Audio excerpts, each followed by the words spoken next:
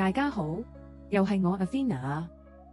我哋今日嘅主題係最有可能舊情復熾星座 Top 3。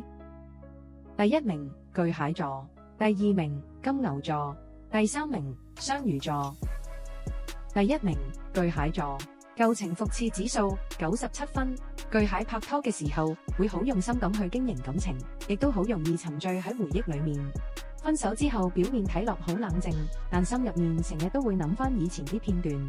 只要對方願意翻轉頭，巨蟹多數都仍然會打開心扉，願意再相信對方一次。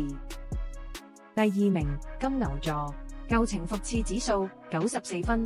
金牛並唔係咁輕易動情，但當一段關係走得深遠，就唔係咁容易放得低。佢哋唔係單純念舊，而係覺得既然曾經夾得嚟，就值得再努力去試多次。特別係對住熟悉嘅人，總係會有種難以取代嘅默契。第三名雙魚座，舊情復熾指數90分。雙魚一向都比較心軟，對舊愛總係留有幻想。就算以前受過傷，佢哋都仲相信愛係可以重新嚟過。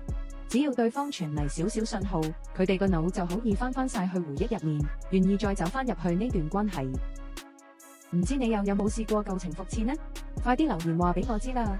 記得追蹤、點讚同埋將影片分享俾你嘅朋友。我哋下個主題再見。